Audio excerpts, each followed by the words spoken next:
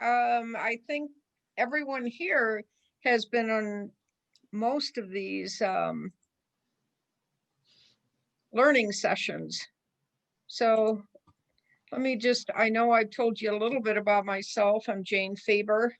I started in the business in 1993 when I had 5 kids and I realized I needed to make some money, something with flexible hours.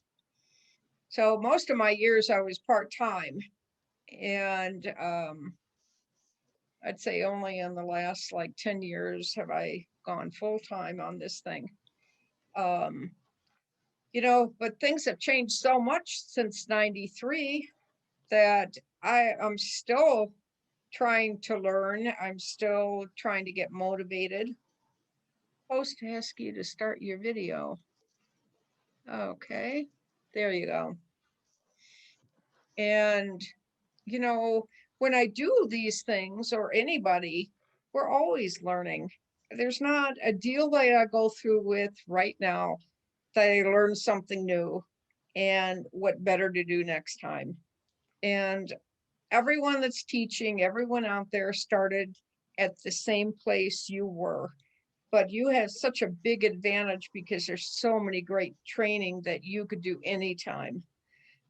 Now, we teach these classes. There's a lot in the office things, but there's a lot online on our Keller Williams website. And a lot of those things are on YouTube.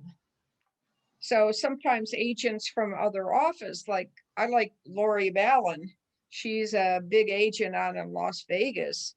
I mean, she's big on videos, and she explained, the how to use Facebook ads in a different light than maybe another agent could explain it. We're all teaching with our own lifestyle and agent experience on these things.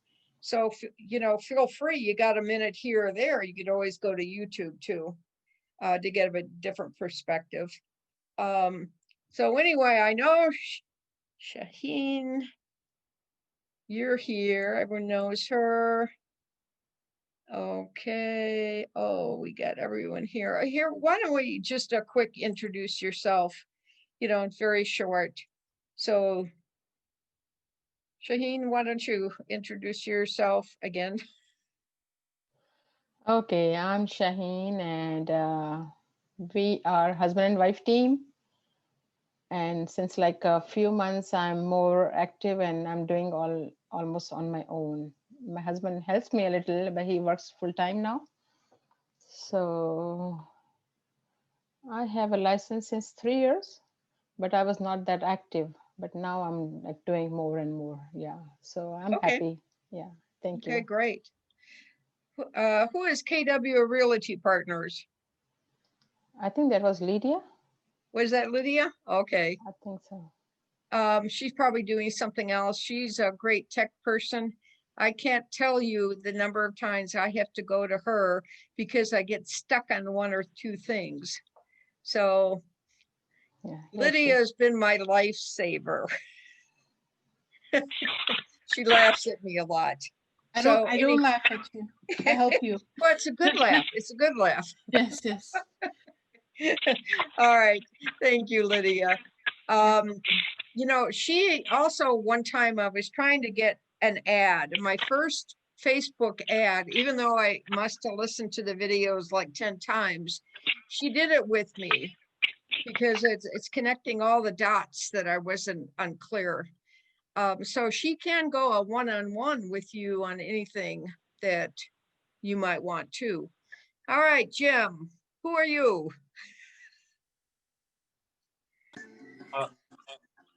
Can you talk? Me, Jim Antonopoulos. We got 2 Jimmys. Oh, that's right, we do.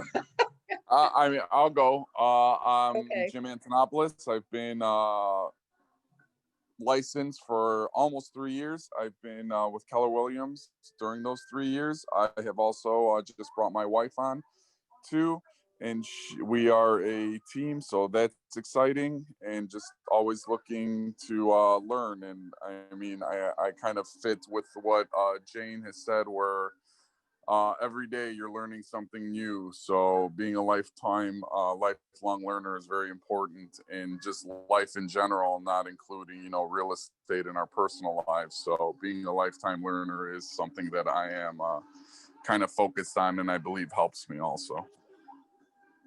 All right, that's great. Thanks, Jim. All right, Jimmy, the other Jimmy. Did they call you Jim or Jimmy? I go by Jimmy. Yeah. Okay. All right. Yeah. So I just recently got my license in December, so a little over a month now. And this is my first realty partners company that I've joined with. So just trying a new career avenue and seeing what's out there. Well, you keep on. It's not always easy, but you know, and there's a lot to learn, but if you stick with it, it can be very good. So good for you. All right, who we got next? Who is 773-325-54? Wait a minute. 5255-4949. Who is that?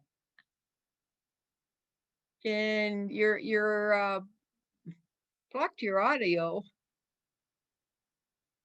Well, hello, whoever you are. Oh, okay. And cut. How are you? There we go. Yeah. You're talking to me? Okay. Yes, I am. All right. Hi, my name is Aikut. I've been with Keller Williams a little more than, I started like in last July. So it's my first year. And there are always a lot to learn, obviously, especially with this year, with this new program that started. It's helping me a lot. And thank you, everyone, for setting this up and participating and making this happen. And Okay. soon the COVID is over. Hopefully we can get to know each other better in the office. Okay, I hope so too. Right now, I'm looking right forward now to it's that. only via Zoom. Yeah, yeah. All right. Thank you. All right. Oh, look who's in the office. Hi, Vanessa. How are you? We can't hear you. Can you hear me now? Yes, yes. Okay. Hi, everyone. My name is Vanessa. I am the new front desk girl. Sorry. Yeah, and I'm just looking forward to learning everything and anything I can, you know, to become successful in this industry, and also to help anybody else that I can as well. Great. Okay, thanks. I know you have to be up there in the front desk too, so. Yeah, I'll be in and out, but I'm here. Yeah, that's fine. Yeah. All right, Tom. Are you there? Yes. Hi, Jane. Hi, who is that? Hi, Jane. It's Leanne. I'm the 4949 number. Oh, okay. Well, good. I'll remember that. How are you doing? I'm doing well. Thank you. Things are good. Well, introduce yourself and tell a little bit about what you're doing. Hi, I'm Leanne Esposito. I've been with Keller Williams for several years, maybe 10 or 11. And in this office for 8 years, I think. I kind of work from home, just do, you know, residential. Lately, I've been, you know, doing a lot of work in the condo building I live in, so which is very convenient. Yeah. And me too. I can't wait to be able to just get back in the office more.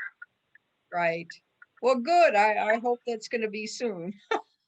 Tom, yeah, me too. Tom. Hello, I'm Tom Luger. Hi, Tom. I've been in real estate since 1970. I got my license in 2001. I was mostly involved in construction prior to that. I started in commercial in 2004, and I'm still trying to do mostly commercial now. And that's my life story. Great, great. Glad to hear it. Know that you're in commercial too. All right, we got someone it says iPhone.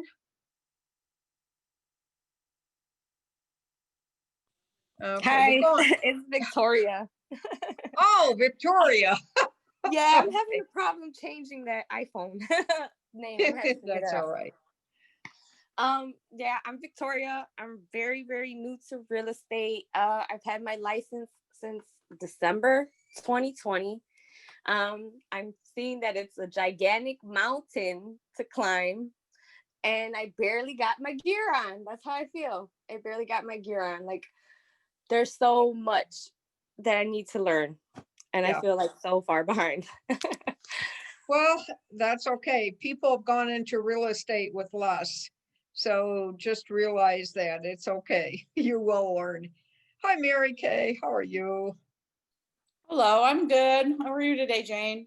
Good. We haven't talked to you in a while. No. Your calls conflict with another call that I'm on. I need to reach out to you by email. But anyway, I have been in real estate since November. Got my license in November and joined Keller Williams. I knew Jean and Joe for many years ago from my kids. Our kids are one of our kids are the same age. So that's why I initially came to Keller, but when I was investigating, I just, excuse me, love their mission and their tagline really spoke to me. And so far I'm loving everybody here. So it's been a great experience. I really like this training. I've always wanted to be in real estate, but now that I'm in it, I'm feeling again, just like Victoria, that I'm very far behind. So anything I can soak in and soak up, I'm ready for. Yeah.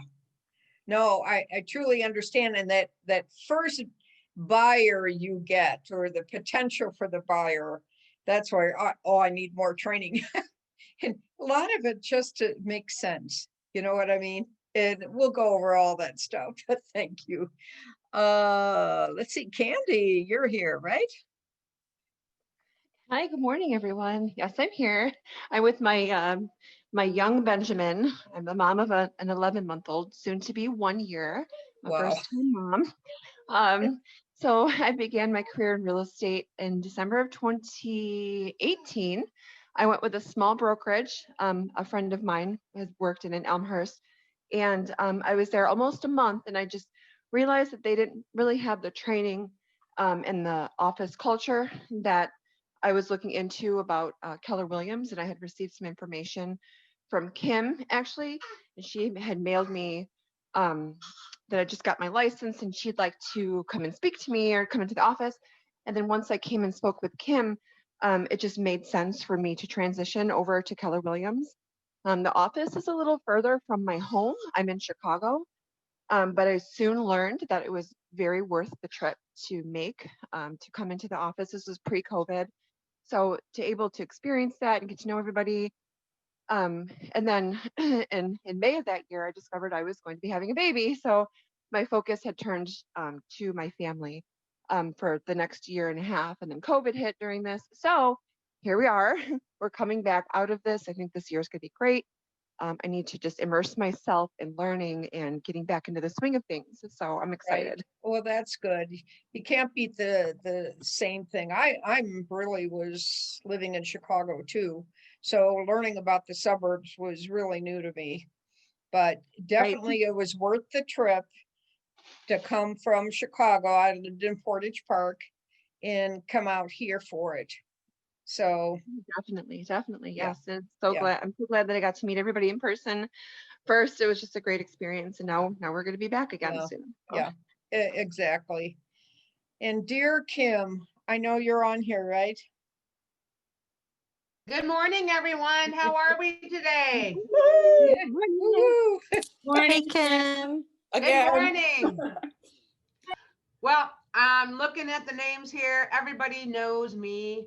Yes. You know what? I'm here to learn too, because I have to tell you guys, no matter how long you've been in the industry, we can learn from each other with new ideas and new things. And so I'm here to learn and I'm here to support. And I'm excited that everyone's here. And thank you, Jane, for being our instructor today. Oh, you're very welcome. Very welcome. I'm always glad to share, things and, the little tidbits I do that every agent does, their own little quirky things. So anyway, let's get on with this thing. I'm going to try to keep it to hour and 15 minutes, hour and a half, depending on the questions. And you can ask me questions at any time. So, if you do that, just unmute yourself. And because sometimes questions come into your mind, but later on you might forget to ask them, or just put it in the bottom thing of the little box there. So anyway, let's continue on.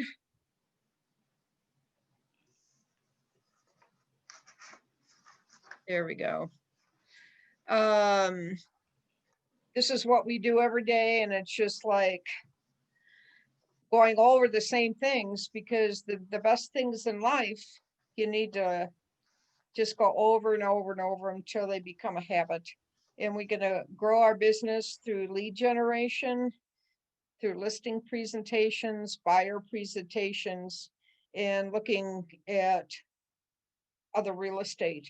Now, as far as previewing other things, because I moved into Des Plaines, I like to know what's going on there. So every day I look at the hot sheet. I look to see what's new, what's under contract, what's sold, what price they got. And now I have 6 areas that every day I look in the hot sheet, because it does familiarize me with those areas. I know Chicago like the back of my hand, but the suburbs, I had to learn streets and everything else. And that's how I got to know it. How you run your business. You get the listings, you show buyer homes. That's the fun part. You negotiate contracts, transaction management closings. That's the steps to get you the closing. Vendor management, who are you going to recommend as an attorney, or even a loan officer at this point, because you're starting at the beginning with them. You got to set goals of what you're going to do with them and for them. Making sure that you know all the compliances, the rules, the risk management, and attend as much training as you can get, and manage your money. Everyone likes to figure out how much their commissions they're going to get after all the split.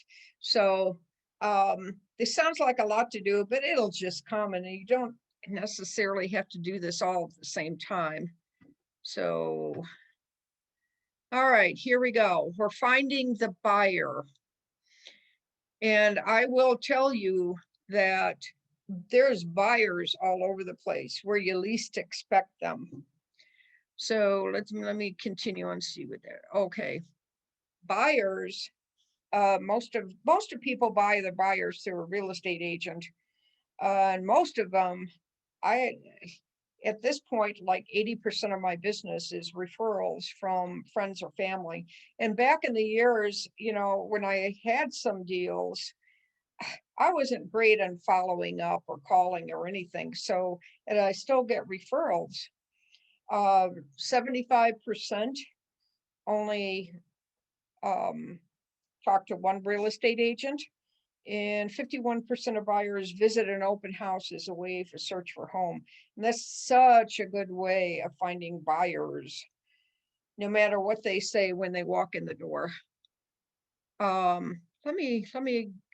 Let's see. All right, I don't want to go through this too fast. So finding buyers. Now, a lot of people, they call the areas or expireds or FSBOs or whatnot. And it's actually, even though you're aiming towards getting a listing, you could also find a buyer through those people, because some of them, they go on to sell, they're going to have to buy. So it's like you're killing two birds with one stone. So finding buyers, you could be walking around and finding buyers. By the way, how many of you have a name tag to put on your, they're really cheap. They're only about $10. Just Yeah, look I at, need to get me one. have you ever thought of, like, when you go to the food store or anything else, you go wear your name tag? Because people see that. And sometimes you see the same people in the same stores. I mean, what is it going to hurt wearing your name tag around? So that's one way of doing it. Also, I find, like, even with family members, they kind of forget, besides being family, that you're a real estate agent. And it's a gentle reminder, I'm an agent. And when you remind them, they're more likely to give you a referral, not always necessarily because you're family. Now, what I've done, because it used to be years ago, when I sold a listing, after it was sold, what I did was, on top of knocking on doors, which you don't always get people get to ask, I'm happy with notes. And I may say something to the people on the block, so and so just sold their house through me. Are you thinking of selling? Or are you thinking of buying? And that kind of thing. So I had this, and can you see this? Wait, let me, here. This says, and they lived happily ever after. Now, this one, I went over the real estate sites and bought a card that was kind of cute. And then on the inside, you could say what you want. But the personal touch, especially to older people, who have oodles of people talking to them, I'll say, I'm the lady that sent you the cards. And, oh, yeah, those are nice cards. That's one way, is these notes are great. But I know it's a little old fashioned. So cultivate buyer leads. So what happens when you get your lead? And this is in your toolkit too. When you're prospecting and marketing, keep in mind that no matter who you talk to, you let them know in your business, and you don't have to say I'm a real estate agent or they see the name tag. Anyone, I mean, even when I'm at church or when I happen to be talking to somebody and you're always asking how you are, I'll tell them how I am with my real estate, as a gentle way of letting people know the real estate business. I've done that. I live in a condo in Des Plaines. When you're on that elevator, you got about a minute. And I'll start talking to them. And usually I'll mention the real estate. And now, oh, you're the real estate lady. And, that's how it's done too. Just bring it up. You don't even have to ask them for anything. So you're capturing the leads and you're tracking them. Now, tracking and following up is so easy to do in Command now. And once you get somebody's name and number, you can put them on Command and try to get their email. And those phone calls are pretty good. Now, most people aren't buying right now. But as you converse with them and they become comfortable with you, they're going to open up more naturally. So you have your questions prepared, but sometimes it just flows. And of course, other times their mind is tight. They don't want to give anything away, but don't give up. So you're going to make contacts, you're connecting, and you're offering. This is where your value comes to them. Your caring and your value. And you have to connect all this together. and cultivate, which is follow up. Let them know you care. Kim just went over that in our 8:30 scripts class. Just let them know you care. Sound sincere, not like a real estate agent. Then we make appointment. Then they're active, under contract, and closed. And I think most of that makes sense. All right. This is where, do all of you know how to put a contact in command? Well, if you don't, it's really not hard at all. And believe me when I say this technology doesn't come easy to me. And I figured if I could learn it, anybody can learn it. You can learn it. Add yourself to a smart plan. So I know what's going out. And that's probably the easiest way to follow up, because you could put them on a plan, and then when you have to call them, it gives you a reminder, okay, it's time to call this person. So, and each time you talk to that person, you're learning more about them. So make your statements into questions. And that way the conversation is two-way, not just one way. Has anyone got any questions on that? No? Okay. Now I wanted to ask you too, because I went over too quickly. Like where to find buyers. Have you got any questions about that? You know, another little tidbit information here. I've known agents that will find out buildings, rental buildings, and sent them handwritten notes. So that is one way. So just put your thinking cap on, and there's all kind of ways to find buyers, but usually a lot of them just kind of come to you. So how many people have gotten a referral from family yet? Anybody? I have. Oh, well, that's good. Did you learn a lot through that first experience? Nothing has really happened yet. It's more of a like, this person's interested in selling their home, but they're fixing it up first. So we're in that point. So I'm just waiting for them to finish updating the kitchen and their bathroom, and then they're gonna they're doing major renovation or just fixing up? I think it's more cosmetic. Yeah, it's more cosmetic.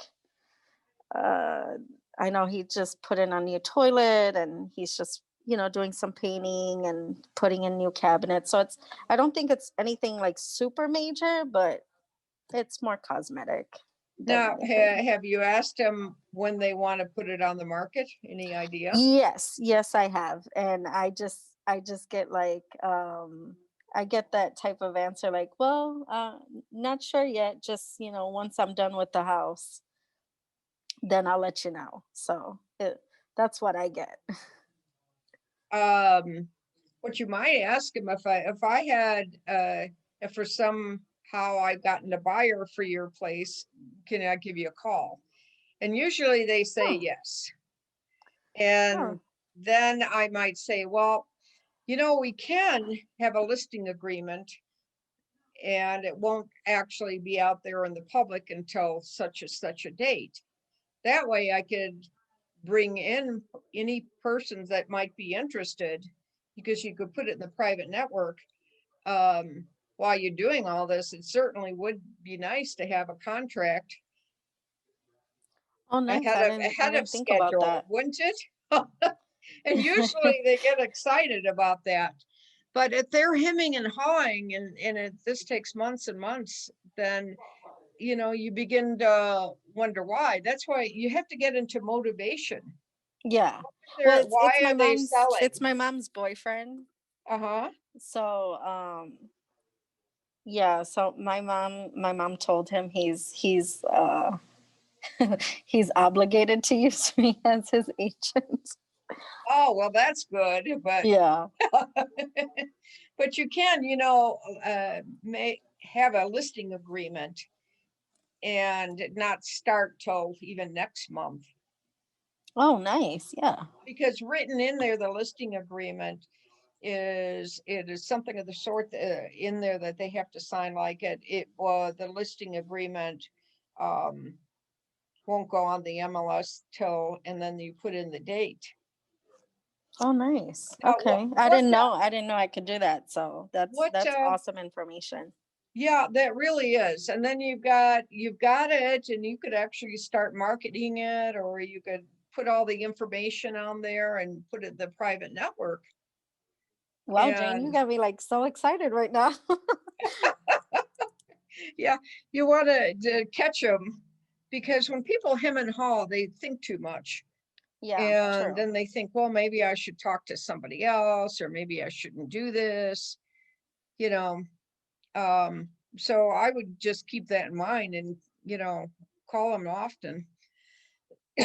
Yeah, for sure. Thanks so much. Thank you. No, that's okay.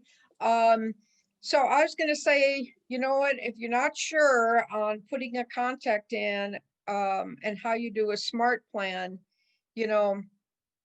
go on to Trading Keller Williams or YouTube, because a lot of those videos are on YouTube. And I know with certain things I had, luckily the videos are short. I had to go over them 4 or 5 times for them to sink it. So, all right. Signing a buyer's agreement. Now, a buyer's agreement, a lot of agents don't do, but it is a good idea. And what it basically says, you're their exclusive agent. But again, you have to establish yourself. What are they getting out of this? That's what they're thinking. What's your value? So it's kind of like you have to make, let me go back. Your value and what you're going to do for them, because they think all agents are alike. And if they've had a bad experience, they're gonna think, well, are you it or not? That's why you talk to them, you show them you care, you show them what you're gonna do for them. You do a lot of talking, but again, get them involved by asking questions. Buyer agreement. Now, I had a buyer. Buyer agreement, if you're in the office, it's in the file folder. Now, I'm a member of CAR, Chicago Association of Realtors. A lot of you are with Main Street, but you could use each other's forms. Like I go on there and the website, and then it says forms and contracts, and then it has everything listed, and I could download it or print it or whatever I gonna do. And basically it says you're an agent, they have to sign it, you explain the whole thing. A lot of people are very hesitant unless you build up and establish a relationship with them to sign something.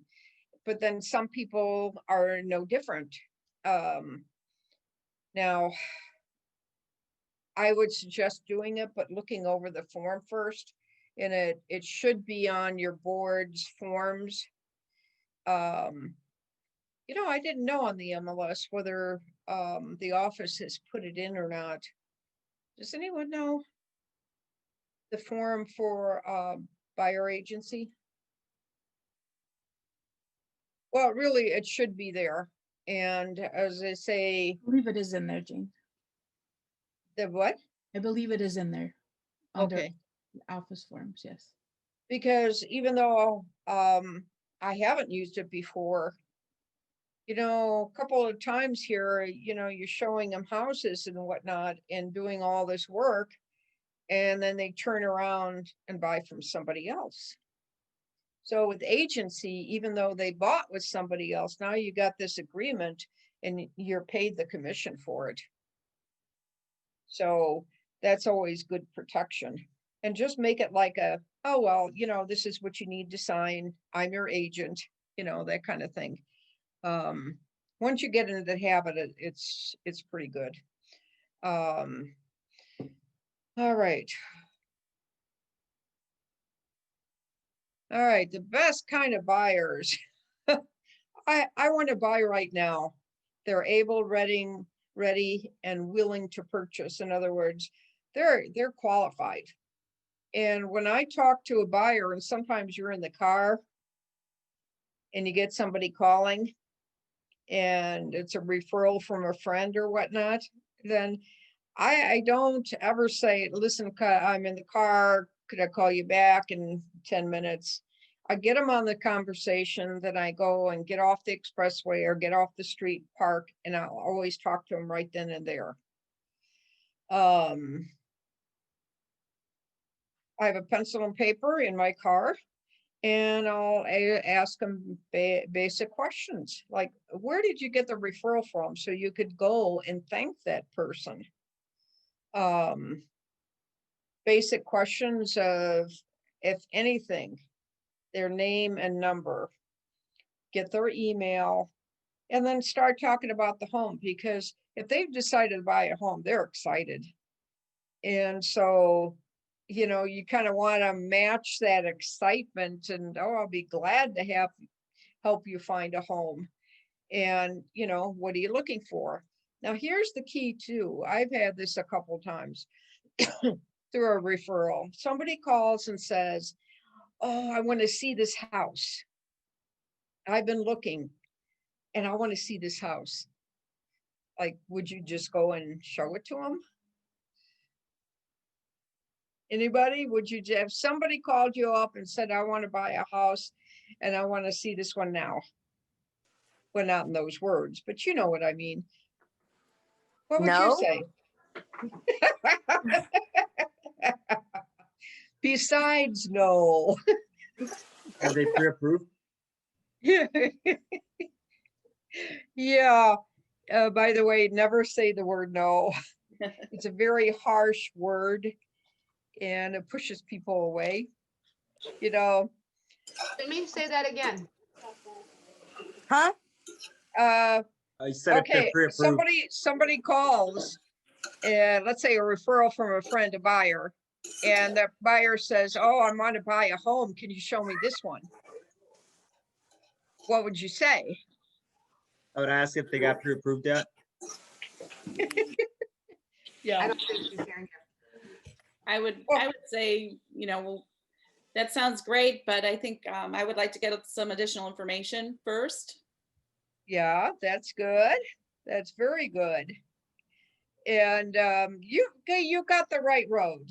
You know, a lot of times when people ask you for things, you don't want to seem like you're not doing it, but you're not going to do it. So it's wording it in a way when people call and say, you know what, I want to see this home. I'll say, well, that's great. Could you give me your name and number first? You know, the same as Mary Kay was saying. And they're going to start talking about this house. And then I'll say, did you get pre-approved? And they're going to say whatever they're going to want to say. And let them talk about the house. Get excited with them because they know you're with them on this. Even though you're steering them towards, they have to get pre-approved before you bring them out. Only early in my career did I say, oh, okay, and go out and show them the house. So now it's always getting pre-approval and you have to wait for it. And that's one thing I follow up on. I mean, these people are ready and willing, but they're not able right now because they haven't been pre-approved. And so the way you speak to things, you want them to seem like they're in control and they're getting what they want. But, you know, you got to sandwich that you're not really going to do it right now, in between things that are very positive to show that you care. And when they got done, you know, in the midst of all this, you could say, well, what kind of house are you looking for? You know, and so it's not just about the financing. And I say, why are you moving? And I'm writing all this down to the detail. And so, you know, it's just a nice conversation. It's positive. You should leave the conversation and they feel good, you know, but in the end, you're kind of like saying, well, when you get pre-approved, then we'll go out looking. But it's less harsh if you've already established a relationship with them and they know that you're caring, you're giving them information, you're steering them on, you're showing value to them. So, boy, once you get people to start talking, they never stop. It's really kind of nice. And that way, you know that you started off this relationship very positively. So anyway, an A buyer, somebody able, willing, and ready to go right now. They're able to go right. They're Jane, I able have a and question ready. here. Pardon? I Yeah. have a question. Can I interrupt here? So like, can you like ask like directly, like, are you pre-approved? Is that like a good question? Like, or is there any other way we can check, like, you know, if they are pre-approved? You know what? Because sometimes they get, you know, offended or something, like, you know, because when we get a call, so Yeah. they already know about it, like, you know, so. Yeah. Well, on top of that first conversation, you really need to get pre-approved, but you also have to know, you know, why are you moving? When do you want to move? You know, perhaps what school district you're in. You're learning a lot about these people. And then in between that, you know, after the talks a little bit about giving you information, I will always say, have you been pre-approved? And if they say yes, then you ask them what bank, because that further says they're just not saying it, they have been pre-approved. And when you ask them what bank, you write it down, and then you know they're serious because they've already been pre-approved. If they say no, then why are they saying no? They weren't pre-approved. A lot of times it's just they've been busy, they get the thought, they get excited and kind of get ahead of themselves. But I used to do that. My rule was to show them one property because I want to gain a relationship with them, but I don't do that anymore. I just say right off, did you get pre-approved?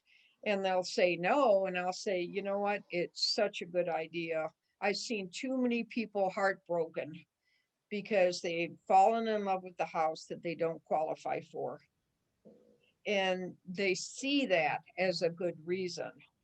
So I never do that now. But I will say, after I built a relationship a little bit with them, are you pre-approved? And, you know, you just kind of go from there. And it just like, you kind of have to leave it like, well, you know what, when you get pre-approved, I will give you a call. Never ask them to call you because they usually don't. I'll call you, let's say I'll call you in 2 days. I'll call you in 3 days, whatever it is. But you're wasting a lot of time by that. And I will tell you, the first time you do take buyers out, you get a real good idea of what they don't like. There's most of these homes they're going to eliminate, and hopefully without too much looking to find one that they're like. But if they come to a house, let's say, and the ceilings were too low, oh, I really don't like the low ceilings. So then you start looking for one with higher ceilings or whatever it is.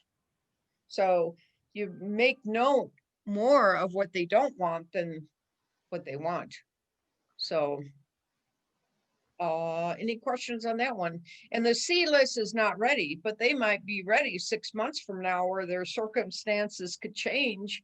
And all of a sudden they got a job transfer and they're back being A. So bear that in mind, that even though leads don't look good, and I followed up on leads for years before, you know, they say, oh yeah, I'm thinking they're selling now. Of course, like your ears pick up, you're so excited. But that's how that one goes. Any questions on that? That really does make sense to everyone. This is not like brain surgery, the ABC, but that is a good way of doing it.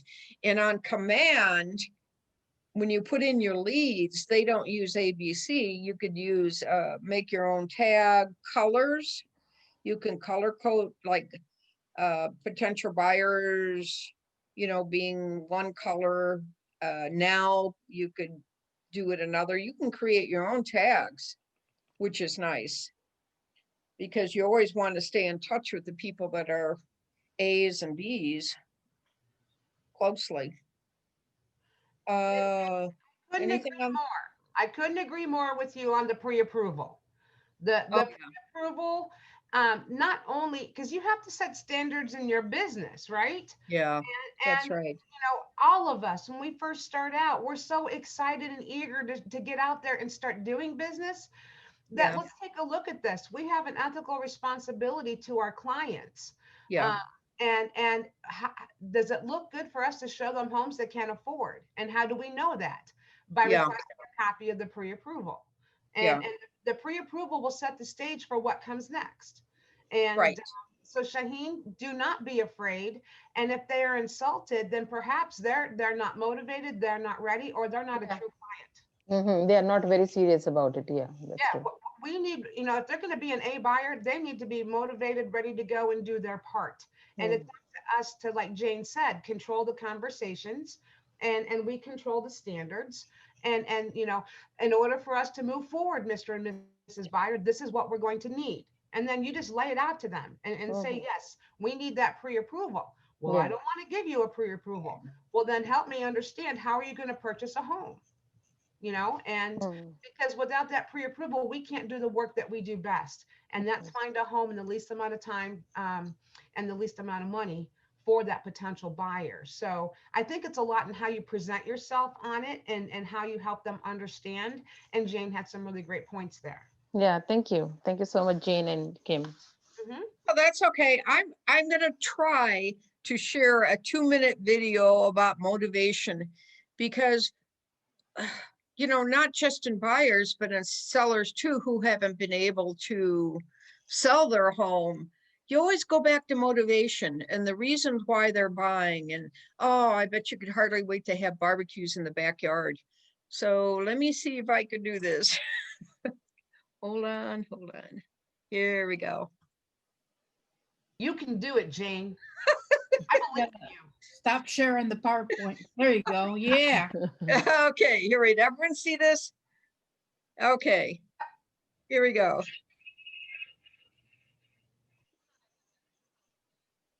No audio. Just very wise first steps to do. So, okay, well, I've marked that down, and let's see, how do you spell your last name? Figueroa. Okay, Jimmy. Can you give me your phone number? Sure, it's 123-456-789. Oh, good pattern. Also, I'll be sending you some homes. Can you give me your email? Yeah, sure. It's J and then Figueroa has my last name, and then at kellerwilliams.com. Okay, I've got that. Good. Now, I wanted to ask you, what locations are you looking in? I was thinking about Park Ridge area, the northwest side of Chicago, or Okay. Chicagoland area. Okay. Now, I know you were approved 2 years ago. Are you still looking up to 400,000? Yeah, if I could get approved for that again. Yeah. Okay, so we'll have to see about that. Now, you mentioned to me moving in 2 or 3 months. Okay, so you have enough time for that. You know, rather than asking them all the questions of bedrooms and things like that, I would ask them that, and I asked them the price range. And so tell me, how many people are moving with you? Oh, it's going to be 5 of us and a 5 of dog. you. I'm sorry, what was that? 5 and a dog. 5 and a dog. Okay. Yep. That sounds good. That sounds real good. How much down are you putting on your place? Was thinking around 50K. Oh, okay, that sounds good. As far as a monthly mortgage payment, what do you think you'll be comfortable with, including taxes, insurance, everything? Well, right now I'm renting and we pay 1,800. Okay, okay, I'm Yeah, so marking maybe that in down. that ballpark. Okay, okay, sounds reasonable. Um, Now, as far as a lender goes, do you plan on shopping around, or are you just going to use this one person? Uh, yeah, I was just thinking about going that one person, but if you have another option for me, that could probably provide me with better service, I'd definitely look into that. Oh, yeah, yeah. As a matter of fact, Keller Williams has its own place you can go to get a mortgage where there's not a lot of the cost and you get $1,000 at closing. What I could do, if you want, is send you the link to that. You know, if you can save money, why not? Would you be interested in that? Yeah, absolutely. Okay, that's great. As far as the house goes, what's your wish list? And Um, then you'll tell me the wish list. okay. And so after you've gotten all the information that you think you need right now, what you could do is tell them that you'll be emailing them through the multiple listing service some choices.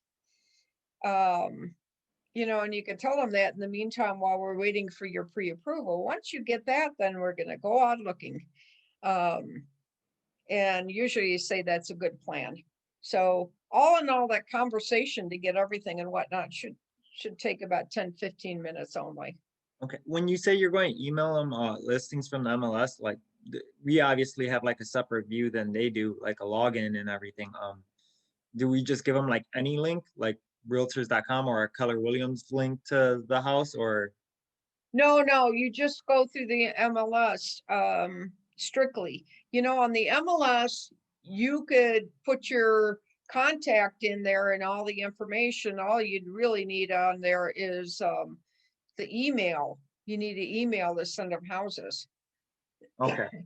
Because you explain to them, you know, and I often ask the buyers, you know, where everyone's looking online.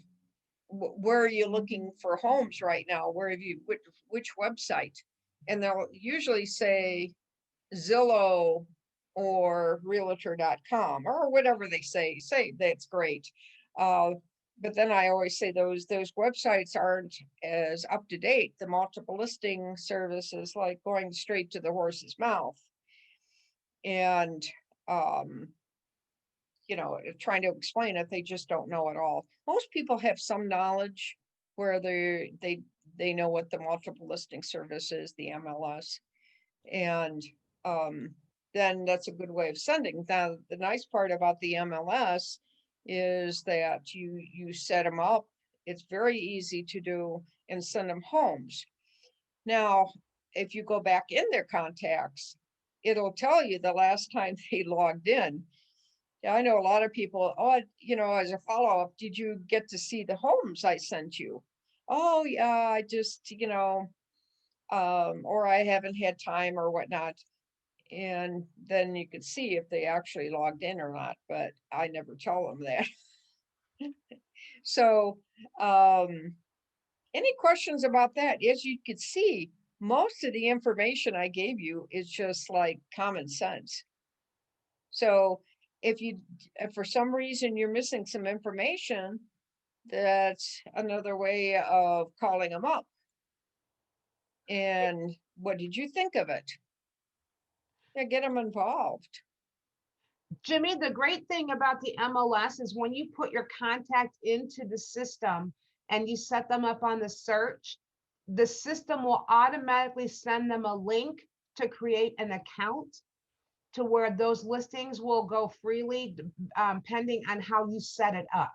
So I always advise everyone, so that you know what your clients are looking at, create an account for yourself as a client, use your personal email, so that way you can see the other side, because then the system, it'll say, you know, Jimmy has sent you X amount of new listings, or, you know, every day. So go ahead and set up an account like if you were a buyer, but use your personal stuff.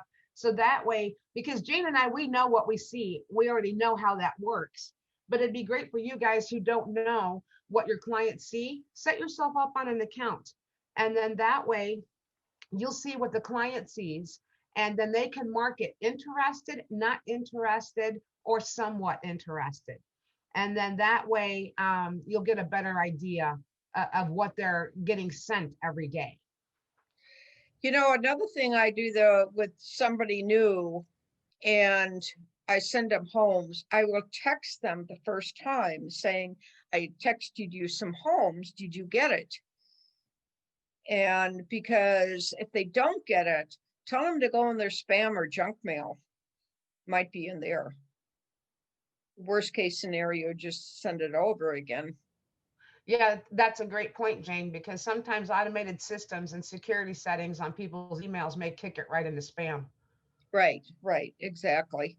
So, you know, anytime you have a problem, there's always a solution. You just have to find out about it first. That's all. This is not hard. Believe me, this is not hard. It's just more exciting than anything. And we have a BCC too in that, so we received at the same time. Right. Yes, if you set it up that way, yes. Yeah. Yeah. I mean, basically what I do when you're setting up your contacts in the MLS, and there's room for notes, because sometimes your clients get old, you forget. And I'll put the basics of what they're looking for in the date, because some of these buyers, you forget about them, they're gone or whatever, but there's always the date you put on there that you actually had their first contact with them, and a few little notes, because I come back a year later and all of a sudden you're contacting them again and their needs have changed. So, you know, you have to change that on there. But it's a, you know, nice way of seeing if they logged in or not. So then the first time they hit on the link, well, when I send them, say I sent you some homes, the most of that they could figure out. But a lot of them don't know. And I always tell them, if you click right on the underlying address, a map will pop up that you could pull in and out and whatnot. So give them a little more details, but especially the first time home buyers. People have bought before, you don't have to worry so much. They've been through a lot of this, but you don't know what gaps to fill until you get into it a little bit. But that'll come too. If they don't know something, you provide the information for it. Okay, everyone all set on that one? All right. All right, we did this buyer agreement. We already covered sign the buyer agreement. So I had told you every board has the buyer's agreement. It just says you're an exclusive agent on this one. Now, what I failed to mention, that's also proof, because if down the road they go into an open house and they don't tell the person they have an agent, the agent grabs them, and believe me, that happens. And they sell, you know, the open house to them with the buyer's agreement. Now you can go to the agent, said I had an agreement with them, and if it closes, then they owe you the commission. So it's proof, everything in writing these days. All right, so we not now so much. We're doing everything on the phone, but you know, if you want to bring them into your office, get the buyer's agreement, go over your wants and needs, you could even search on the MLS for them, you know,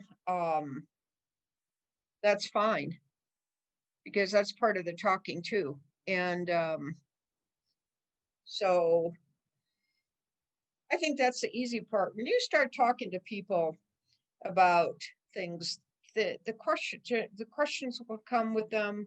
Your answers will come of what makes sense. Don't feel like you have a lot of experience, because it's just common sense. If you're working with a buyer, what do you need? And just think of it that way. So there was a few notes here.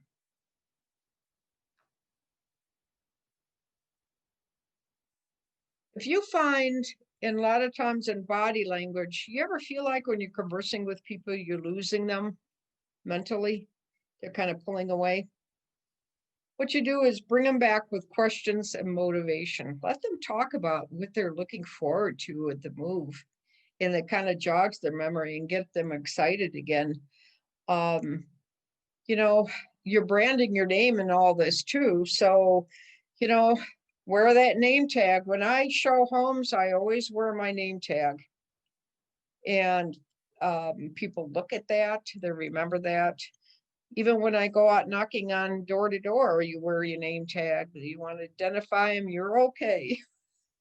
Another thing you may not think about with buyers. Now, going out with buyers, you could work with things differently. You could say, why don't you meet me at the other office? We can go together in one car, but with COVID, you have to meet them. And unless they're okay with that, which I don't see right now that they are, I always have a set of the forms and contracts in my car. They're printed out. They're sitting in my car. I can't tell you, people take you by surprise. Okay, we want this one. Now you can bring your computer and do it on DocuSign and whatnot. Like for me, it just, you know, I've written contracts on the hood of my car at McDonald's and restaurants, Starbucks, anywhere, because I have these forms, and I just, you know, have a set of them in my card just in case, always prepared. All right, and you all have your business cards, right? Does everyone have business cards? Yes. Because a lot of times when you're showing homes, the agents want you to leave a copy of the business card on there. I always keep lots of cards with me, so in case you actually get to be talking to someone, you know, just casually, you want to leave a card, I've always got plenty on me. I can't tell you with other agents, I asked them, could you give me your card? Oh, I left it in the car. You're always prepared in that way too. So, all right, recap the ha-has. Let me see if I missed anything. All right. Oh, I know one thing I wanted to say. When you're working with a husband and wife team, their needs and wants will probably be different. So on top of, we have to have three bedrooms, 2 baths, each have their own little things. So when you're talking to people face to face, you could look at one and look at the other and let them both know that you care about their needs too. Maybe the husband wants a big garage. You know, the woman usually wants a great kitchen, but you know, all these things depending on the price, which you will know before you go out looking. So treat people equally, whether in the office or you're out there in the world. If for some reason when you knock on a door and they're not supposed to be there, I ring the bell, I knock. If I open the door of the lockbox, I'll always say hello. making sure nobody's home because somebody may be, you know, you run into things when you show homes. Like one time, this was a long time ago, I go into a house with the lockbox, we're looking around and whatnot. And I open the bedroom door and there's two guys in the bed. Well, I shut that door immediately. Everyone wanted to leave and we all left. So that agent wasn't doing the job because that house could have been a possibility, but because they didn't prepare the sellers for the buyers coming in and not contacting them, that's what happens. So you always, people are hesitant about going into somebody else's homes. When you go in there, go first, but always stand aside. Don't go in the middle of the room when you're showing and say, this is the living room, this is the dining room. Point out things that maybe they don't see and let them do most of the talking. Then when I go into the kitchen, well, it had, let's see, had a funny light fixture. I'll ask, do you like that light fixture? And that'll give you an idea of the woman's taste of what she's really looking for. So, you have to think, what does she like?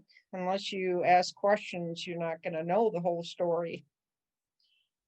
So anyway, anyone have something that they thought was good and aha on this thing?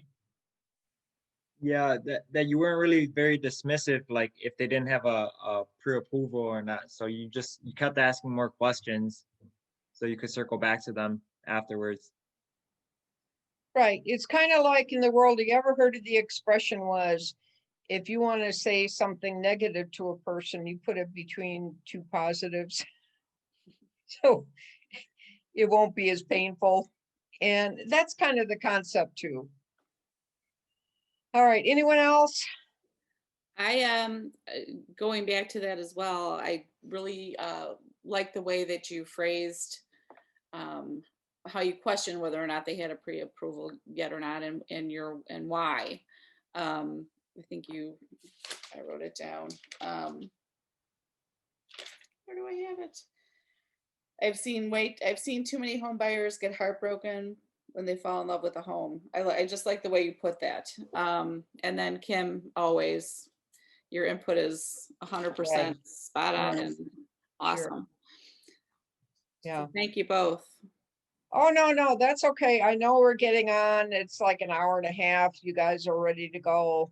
But I'm always here for all of you too. You could always give me a call if you have a question or two, because sometimes you get stuck on a few things and you're not quite sure how to go on or whatnot. You can give me a call anytime. And I really don't mind. If I can't talk, I'll let you know when I can. So, anyone else? All right. Well, we're very good. You learned something. You learned by my mistakes, because I made the mistake of showing without them being pre-approved. I did too, Jane. I did too. I've done it as well. Well, see, there you go. Even with people that have been in the business for a while, we make mistakes and we still do. But we learn by it, hopefully. And that's how you grow into creating the standards, because then after a period of time, you're going to realize, I don't want to do it like this anymore. And that's when and that's why the systems and your procedures are so important, because once you get those down and you have the questions and you know the routine and you know what comes next, your business will run like a well-oiled machine. And it's going to take some time for you to realize that we're sharing this with you because we've been there and done that and don't want to have to see you go through it too. But maybe sometimes you do have to go through it in order to get the aha, now I know what Jane is talking about. Now I know what Kim and Lydia were saying when they did this or that. So, listen to what your ALC is telling you and agents that have been around the block a couple times and have done certain things, and let us help you. And we would love to hear your input on things too, because no matter how long you've been in the business, or, you know, if you've been in the business for 5 minutes or 20 years, someone has a valuable piece of something to offer to us all. So please continue to communicate so we can learn from you like you learn from us. Yep. Sounds good. I hope this is the best year yet, but it's hard to do alone. So it's hard to stay motivated or just give up or because you didn't get something. You know, sometimes you hear the best case scenario, but to realize that to get to the best case scenario, you may have had 10 not so good scenarios, but you learn by it. It's all in the numbers. So you just keep on going and all of you are going to do great. I know that. So just keep coming to the training and being with people and ask questions and, you know, you're going to do good. All right. All right, everyone, we're going to say goodbye. All right. Thank you so much, Jane. Thank you so much, Jane. You're welcome. Thank Thank you, you. Lydia. Thank you very much for everything. Have a I great do that again. All right. Have a Bye-bye. great day, everyone. Bye.